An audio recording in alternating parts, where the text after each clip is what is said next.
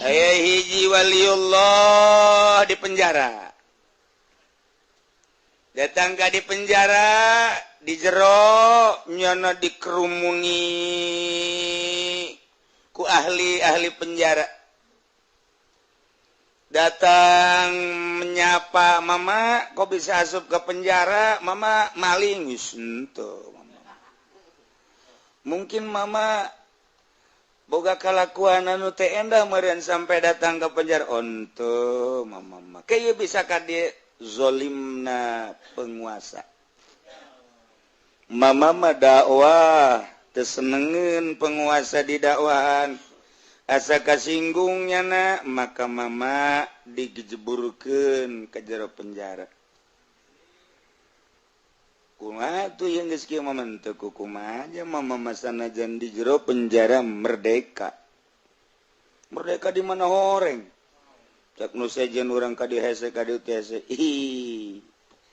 Ai aslina merdeka mah teh hirup di luar penjara jeung di jero akur pangeranna Allah kan. Ketika orang di luar penjara jama mama itu haram ieu haram. Itu embung ieu embung. Atuh di jero penjara ge naon bedana aja itu embung ieu embung. Beda di jero penjara jeung di luar penjara. Mentek Kangjeng Nabi Yusuf mah hayang di penjara bae.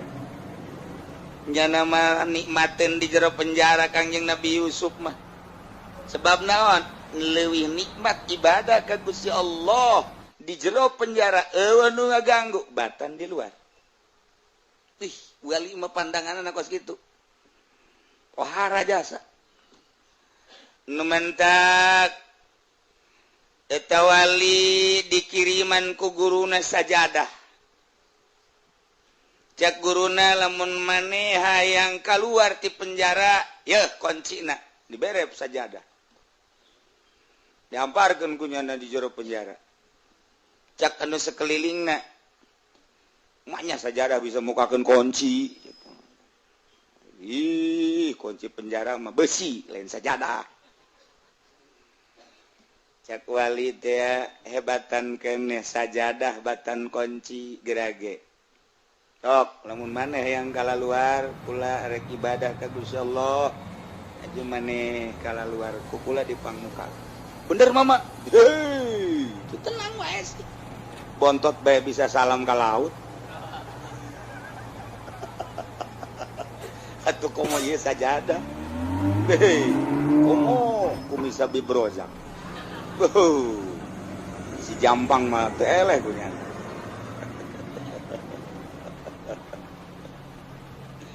Masya Allah, jelema mah jelema nilai kumisa bibrozak biasa-biasa bae.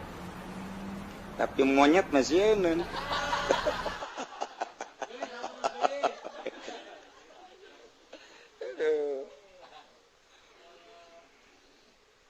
Nyana ngamparkeun sajadah di jero penjara.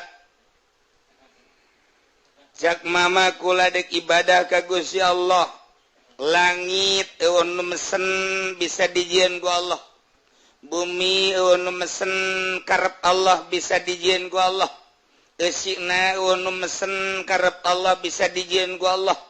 Nu ngahirupkeun Allah, nu ngamaotkeun Allah.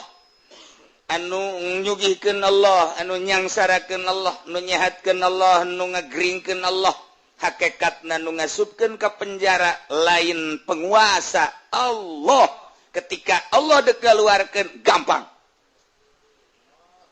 Mama ulah sok loba omong lah, sakjana coba buka.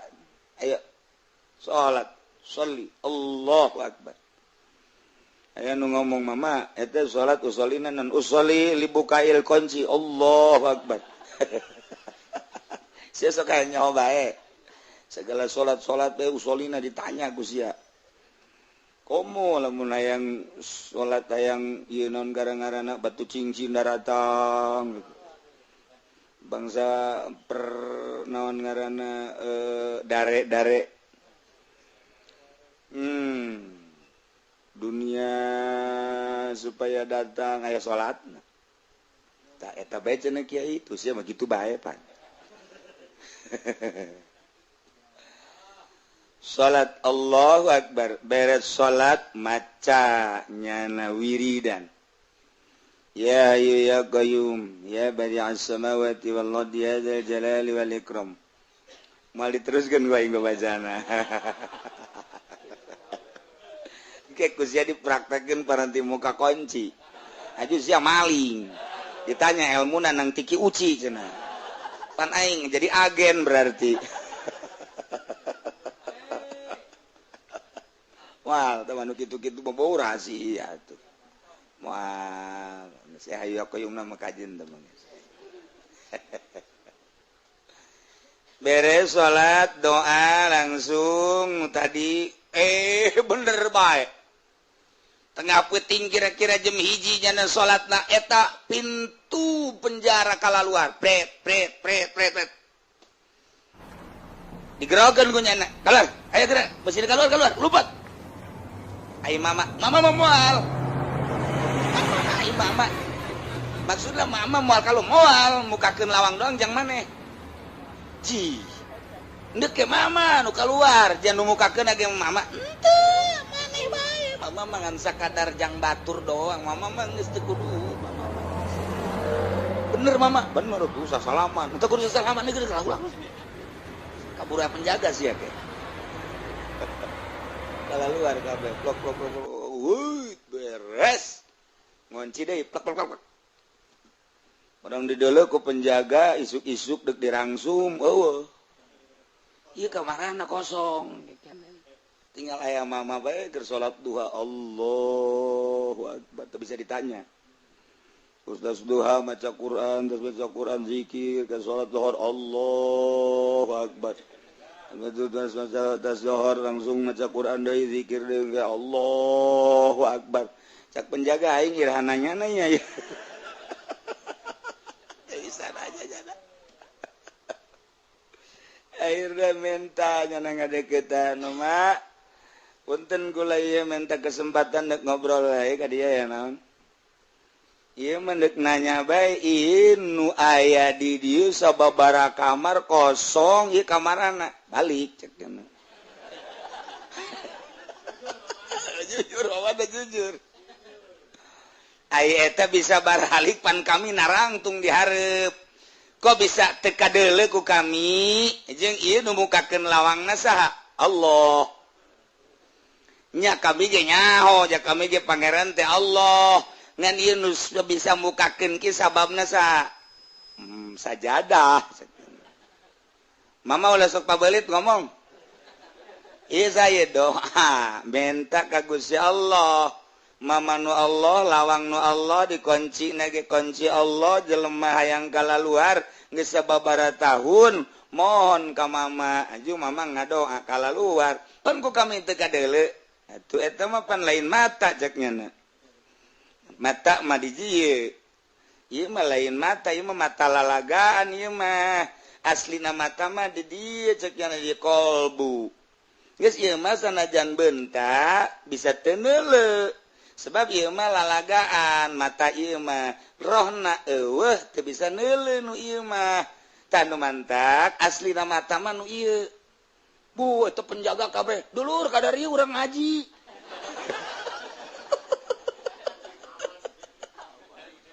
wali mah di mana ge ditaluturkeun ngaji bae coba mama bejakeun coba deui wow kabeh kru penjara hadir kabeh pimpinan penjara ge hadir coba mama jelaskeun cak mama nu mantak ieu kaluarga sababaraha taun nyana dirindukeun ku dulur ku anak ku tatangga jeung can puguh boga kasalahan nu asli lantaran model kula bae asup ka penjara teu boga salah ku zalimna penguasa maka kula ge ngerkes heula ka Gusti Allah wajar henteu mun dikaluarkeun ternyata cek Gusti Allah wajar sebab teu saimbang jeung kasalahanana maka mama ngadoa ka Gusti Allah nah kalaluar setelah keluar ngonci deui nu dipertanyakeun kami jadi penjaga di dieu berang peuting kok bisa teu kadeuleu cek mama mata nu ieu mah bisa neuleuh bisa henteu lantaran ieu mah mata lalagaan mata nu asli mah nu aya di jero kolbu di mana mata di jero kolbu muka maka boro-boro nu aya di hareupeun tuh Mekah Baitullah kadeuleu tuh Madinah Kangjeng Nabi katingali berbagai-bagai wali-wali Allah makomna kadeuleu bahkan lain nu aya di dunia bae di alam akhirat alam barzah bisa kadeuleu alam akhirat jembatan Siratal Mustaqim kadeuleu maka ku kadeuleu nak mata hate bisa neuleuh ieu jelema-jelema nu zalim jelema anu kru-kru penjara sing gala luncat ngagudubrak ka neraka kadeuleu ku mama ye kami ieu ka neraka kabehan kabeh kaget mama ulah sok macem-macem mama mah macem-macem kos fotot gambar sama macem bae eta kos kitu kadeuleu ku mama zalim. Nah pertanyaan kahiji geus terjawab ternyata mata ieu mah lalagaan mata asli mata kolbu ketika mata kolbu geus muka ujianana moal daek cicing di dieu jadi penjaga moal daek jadi jelema anu teu nurut ka Allah jelema nu teu nurut ka Allah nu zalim eta mata hatena anu teu muka. Pertanyaan kedua naon sababna mama ai batur dikaluar-luarkeun ai mama henteu. Pertanyaan kedua coba kunaon?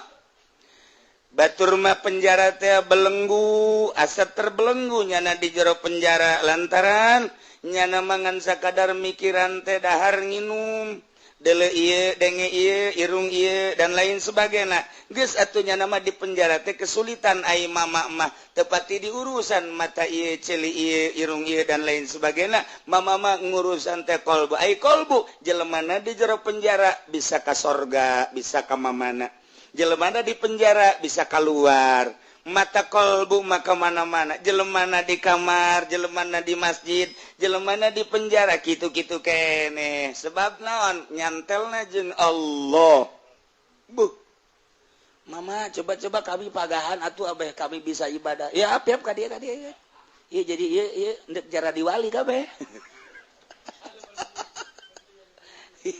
kabeh belajar ka mama mah teh yang keluar di penjara kumaraneh dek dikaluarkeun kami mama moal dek di penjara bae moal model Habib Rojak mun di penjara moal yang keluar naon sebab nama keluar ge henteu guna ku pamajikan dicarekan bae dina nalika balik ja pamajikan geus teu butuhun sebab budongkar antikna geus teu hudang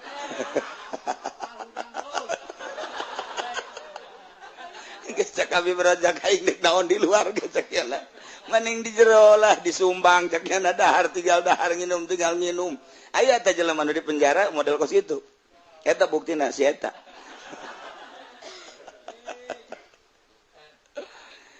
jadi jelema anu geus deket ka Allah mah hirup sarua bae kae kok bisa kos kitu lantaran deket jeung Allah ai Allah mah teu kakurung ku waktu teu kakurung ku zaman teu kakurung ku tempat ja urang nu kakurung ku zaman jeung kakurung ku tempat mah urang mah sebab urang mah kasorot ku panon poe ai Allah mah nu nyieun panon poe geus Allah mah teu kakurung ku zaman teu kakurung ku tempat Allah mah mun urang ngadeukeutan ka Gusti Allah bakal boga perasaan bahwa urang teh teu kakurung ku tempat teu kakurung ku zaman ku waktu atuh sarua bae di luar penjara jeung di jero penjara ibadah we ka Gusti Allah akur bae beurang jeung peuting lantaran teu karasa beurang teu karasa peuting eta kabeh penjaga penjara ngararaji sakali dua kali tilu kali dasar hikmah ti Gusti Allah asup ka jero hatena eta kru penjara jara diwali kabeh akhirna cak nyana urang baralik bae yuk baralik penjara kosong raja bingung raja wah ieu kamarana balik cak nyana ieu ku aing ditingkatkeun deui gaji embung aing mah hayang gaji ti Allah bae penisia jadi kararieu iya tah gara-gara mama ngadidik kami kadidi ieu jadi senyana geus dibuka-bukakeun kita penjara mama mah di jero penjara bae batur geus baralik kabeh penjara yeuh kosong penjara geus karosong dibuka-bukakeun nyana kabeh pagawena tinggal raja bae ieu saanu ngurusan atuh mama ieu mah geus anu ngurusan ku mama kajeun mama mendek jeung Allah bae cak mama teh cak maraja teh geus atuh mumpung keluar mah mama benu kula benu mawakeun sangu segala cai tungtung nama raja isuk-isuk mang mawakeun sangu sore mah mawakeun sangu segala geus saminggu cak mama sial aing capek aing raja tah lain sieun si raja bingung kita keluar embung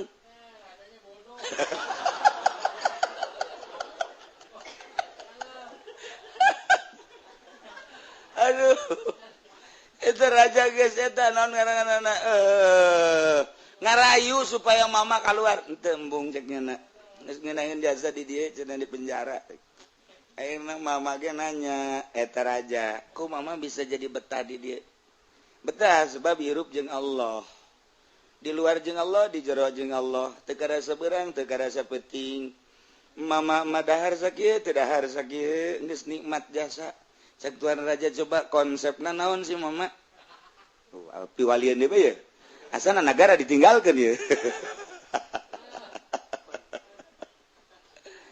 cak mama hiji tuan raja manuk di kurungan terbelenggu nyana hayang hiber tapi di kurungan teu bisa hiber manuk aya deui manuk anu di talian jangjangna di talian sukuna nyana hayang hiber lantaran dibelenggu ku tali teu bisa hiber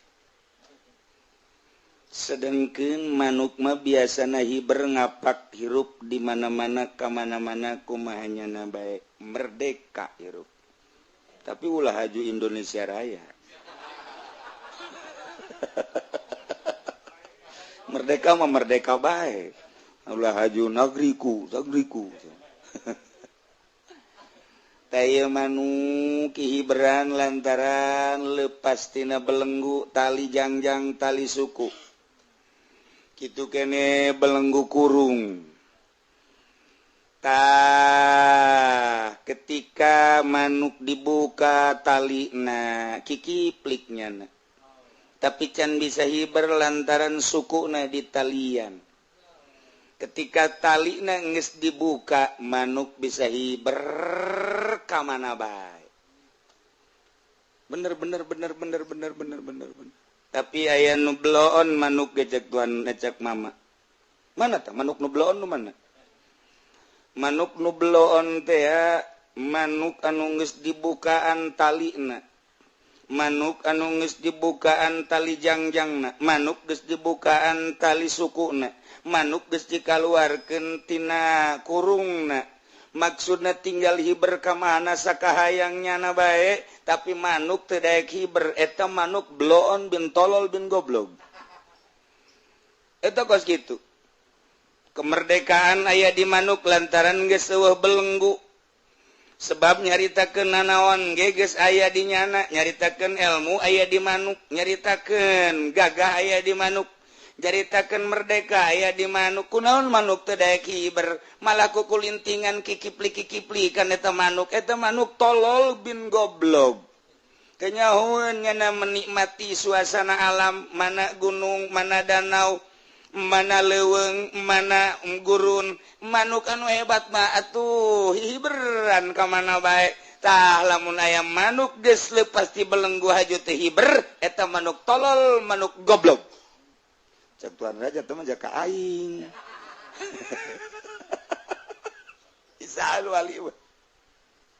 bisaan wali aduh tuan raja ngomong ke mama eta maksudna manuk ka abdi manuk ieu mah sok aju kasinggung kitu jasan teh mah ka abdi manuk ieu mah manuk tolol oh asa dedek bae kana hate teu mah jaka kula manuk asana asal ditolol-tolol bae ka hate kula manuk ieu mah manuk goblok cak tuan raja aing bisi beuki goblok bae cek nya ya aing nu sabenerna mah hirup anu kudu hiberan macak tuan raja kunaon atuh aing teh mani koster belenggu aing kudu mah jasa segala rupa teh aya di aing ilmu aya di aing gagah aya di aing wawasan aya di aing segala aya di aing kunaon atuh aing teu bisa hiber Ieu mah percis kos manuk goblok atuh aing mah meureunan eta si mama meureun ngagoblok-goblok ge ka aing. Ulah sok aju kasinggung jak mama teh. Manuk ieu mah. Tapi asa ka kula. Atuh aya asa mah heueuh meureun.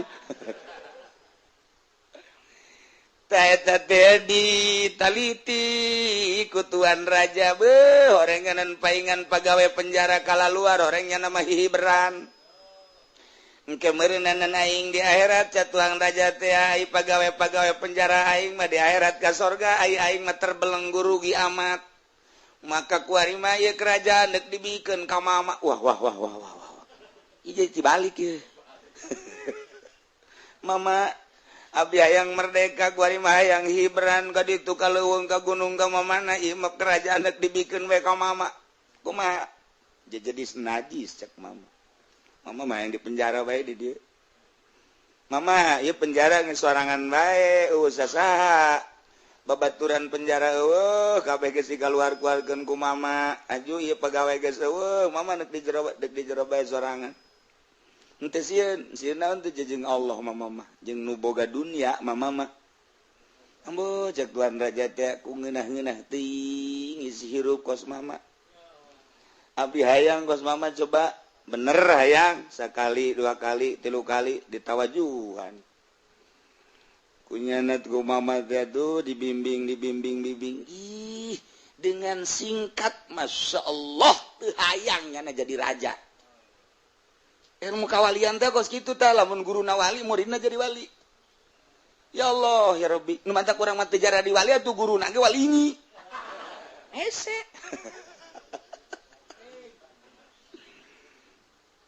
ternyata horenganan ieu manuk kurang teh disapertikeun kana manuk teh lamun di talian jangjangna di talian sukuna aju komo nu diasupkeun ka kurung teu bisa hiber ka mamana teu merdeka ketika manuk dilepaskeun tina belenggu dilepaskeun belenggu jangjang belenggu suku aju dikaluarkeun tina kurungna tinggal hihiberan ka mana eta kayang manuk akur ngeunaheun nyana acenak deuk ka pegunungan apa ka sawahan ka huma acenan deuk ka danau deuk ka lembah deuk ka mana bae pek merdeka ngaranna hirup kumaha nyana bae nu pang tolol-tololna mah di belenggu henteu di kurungan henteu tapi teu daek hiber ieu nu bloon.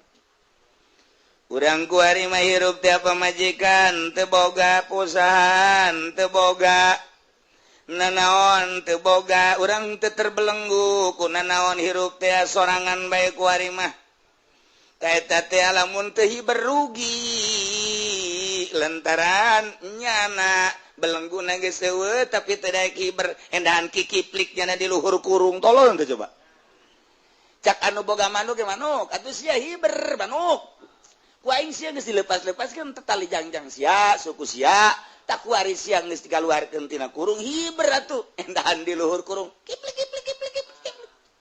cak Allah teh hei manusia sia ku aing geus dituduhkeun belenggu sia teh ku aing geus diraga-ragakeun kunaon atuh sia kikiplik bae henteu daek hiber tapang bloon-bloonna jelema anu geus dikaluarkeun tidak belenggu tapi henteu daek ibadah ka Gusti Allah eta bloon eta urang kuari mah nu mantak henteu ibadah teh lantaran tekanan keluarga pemajikan di dagang pantes.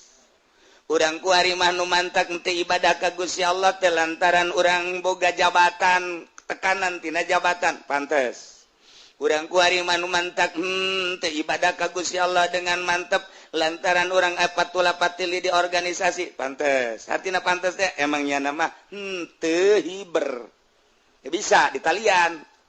Eta mah parantes, artinya pantes teu bisa hiber ge teu ibadah ge parantes geus di akhirat ka neraka ge pantes.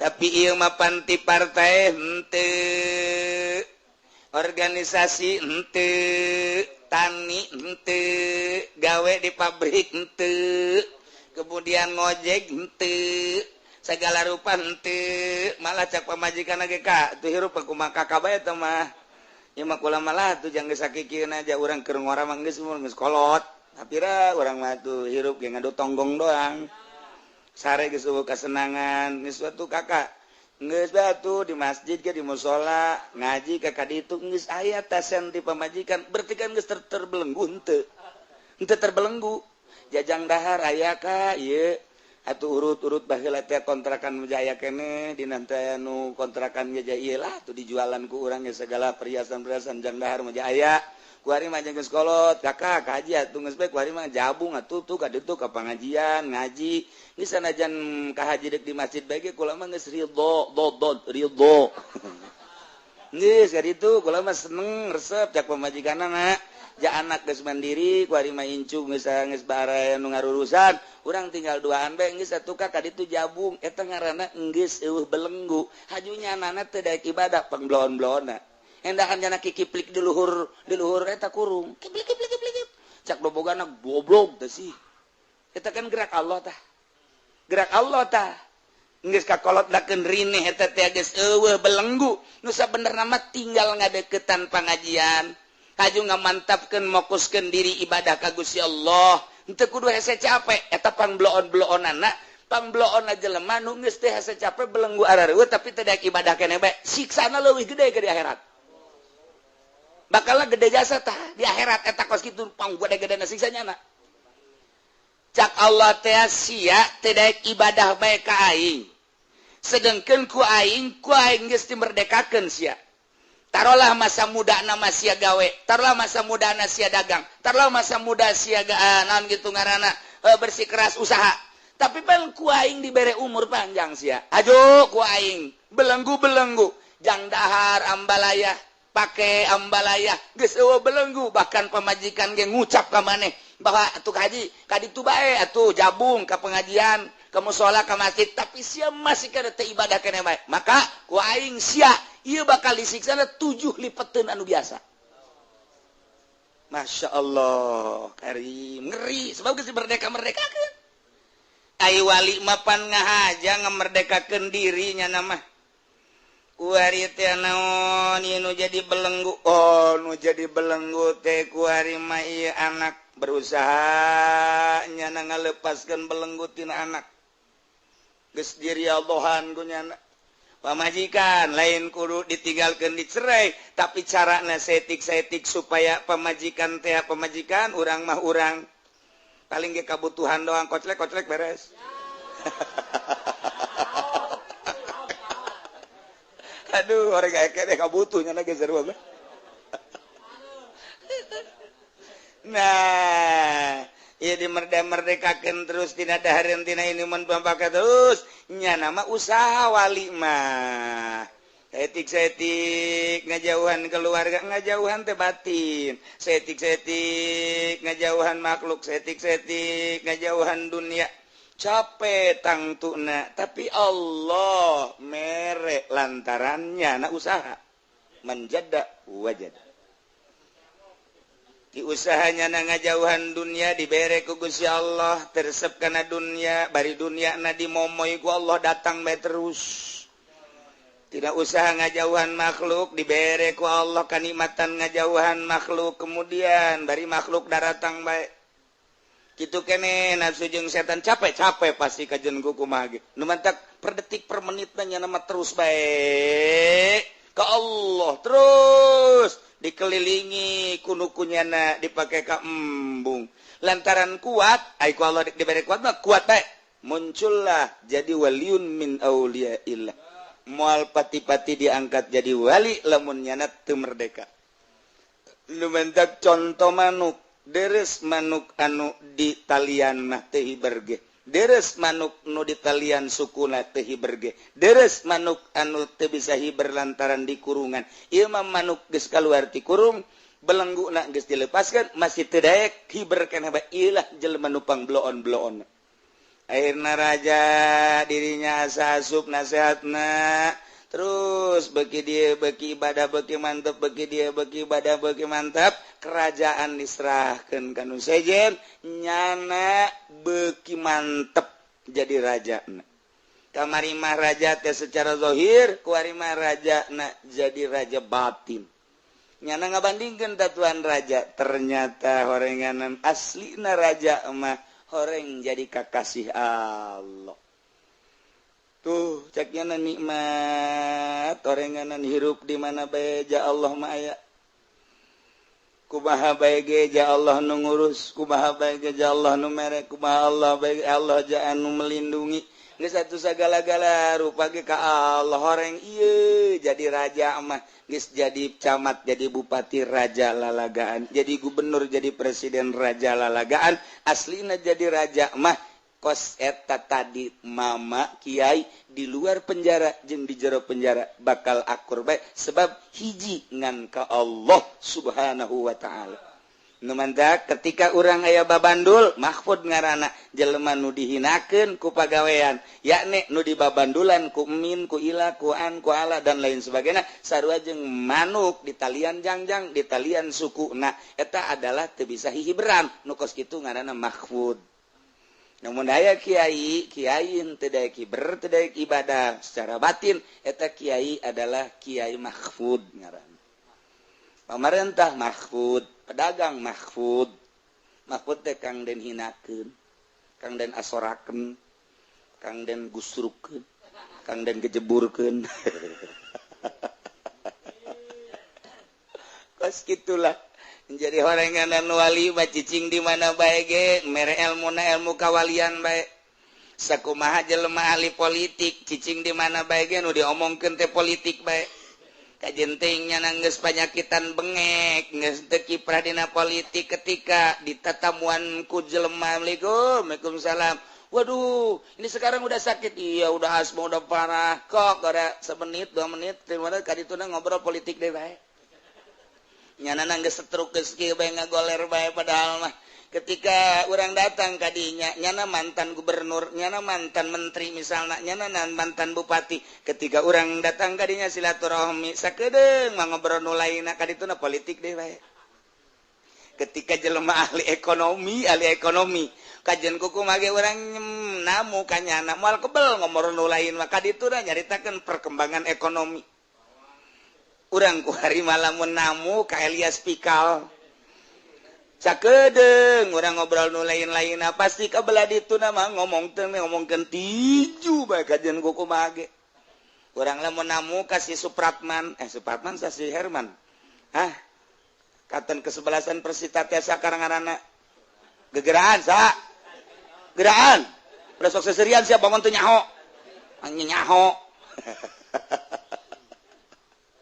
pasti ngobrol kena tentang main bola baik jadi berarti almaru hiji jelema eta teh mah manahaba bareng jeung nu dipake karesep ku nyana resep politik ngobrol politik nyana resep ekonomi ngobrol ekonomi nyana resep budaya ngobrol budaya kiai ge karesepna fikih ngobrol fikih bae kiai karesepna alat ngobrolna alat bae kiai karesepna usul fikih bae kiai karesepna hadis ngobrolna hadis bae kiai karesepna teh ieu mah karesep nya mah resepna teh mah nyana mah di pendopo bae cara kipudoli atuh eta bae jeung Habib Rozak balik dikasih berapa Bib galbengnya dari 10 juta mah 300.000 Haji Pendi jadi beda 300.000 aju kita balik sorangan beak di jalan budak rugi nya 300.000 beak di jalan di akhirat kana neraka geus pokona pangrugi-rugi na jelema Haji Pendi guys pokona aduh jangan kayak ngomong yang mal deui cak yang lain guys. Emang di ditu naon bae tuh Haji Pedi ngaji Yasin sih. Emang ngaji Yasin di itu karena Allah. Henteu aja gitu. Mana aya di pendopo karena Allah. Tsunami bisa. Tah, ieu ge wali. Wali mah di mana bae ngembangkeun ilmu kawalian kos dukun. Dukun hirup di mamana ge ngembangkeun ilmu dukun bae. Wajan kuku mahal ge. Urang mah ngobrolkeun batu teh batu Alimaya, Sungai Darek itu bacannya nama lain. Wo, ieu maunahan. Ieu batu combong lamun ditoelkeun nyileuk ke jelema lamun dikatakeun ngudag cegeun ieu atuh terus bae dukun ngobrol lagi kos kitu bae cenah mah ieu anti tembak ieu anti cukur eta perdukunan mah kos kitu bae mantak sing hade eta cincin nu dipake ku Habib Rozak ke lain sambarangan eta mah cincin teh eta waktu gunung meletus eta cincin eta nu kaluar ti gunung teh eta ngan sakikituna eta mah gunung meletus teh lain deuk meletus naon deuk kaluarkeun cincin nu dipake ku Habib Rojak bae eta mah bo eta dukun lamun ngomong blon pohara ieu lah cenah kieu cincinna geus kaluar mah cincin ieu atuh gunungna geus teu meletus deui pareta gunung eta dukun geus ngomong pohara amat. Jadi orang teh ngarasa mau pohara mah teh sih cincin. Bukan ngan sakikituna. Gunung meletus teh deuk ngaluarkeun ieu doang, mentek ieu. Pohara jasa. Baheula malamun lampu Aladin digosok-gosok kaluar jin, ieu geus sarua. Naon bedana jeung Aladin? Eta tah cincin Habib Rojak mun digosok-gosok, masyaallah kalaluar. Kaluar naon kiai? Kalaluar di dieu sing gerendul. Sasanggaleun. Tah eta dukun terus emang kos kitu jelema mah naon anu dikaresepkeun ku nyana di hate eta wali cicing di mana bae mere ilmu kawalian nu mantap urang mun kadatangan Kangjeng Nabi Qadir moal kebal jadi wali urang moal kebal urang kadatangan misalnya ina sesari pidatullah atuh moal kebal jadi wali moal kebal jadi wali kadatangan ku wali teh jadi wali sebab lawan mere ilmuna nu aya di hate nyana. Tok orang mantak sok berage orang kercicing di imah datang ke orang teh kitu kiai udang-udang udah hebat pokoknya ngan Golkar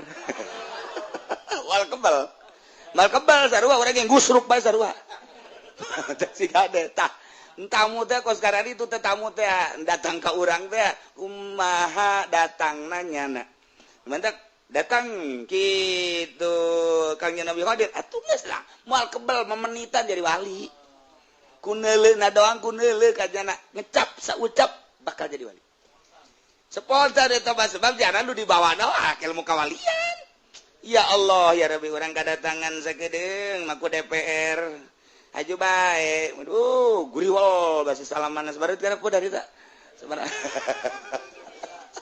aya jipen mah aya dina dirugi bae dirugi bae ngana mah datang gubernur baru ditanya mere sabarang ngaji boro-boro mere ngana henteu tungtung nama hate dangkal dibere henteu nah, eta urang kadatangan ku DPR sekali dua kali ngobrol 3 kali teuas ge hate teuas lain lalagaan teuas kurang-kurang nama kula ge garasa asal tas ngobrol bae jeung DPR teuas hate sebab mawana kadinya bae ieu pangajian endek dimangpaatkeun ku DPR sabaraha kali ngan kula na galak engkajeun aing mah di benduan ge kunyana tok dek dikondisikeun bagaimana cenah kiai anu tidak bagaimana kiai cenah anu tidak urang geus sababar kali DPR ngajakan ka aing teu aing mah kajian kumaha ge moal dek disumbang anu masyarakat dek dibere anu sabaraha cenah kiai nu ngajian teu hayang aing mah geus siana ge teu kudu ngaji geus pokona mah kaditu babur entak benduan ka kula kajeun aing mah di benduan ku nyana saulah ku Allah bae aing mah. Geus ajun nyana ngomong bu ki uci mah cenah ekstrim nya asli. Sabodo ke di akhirat deuleu ku aing sia ngomongkeun aing awas ya. Ye emang naon gitu. Ditimpa ku bontot sia ku aing.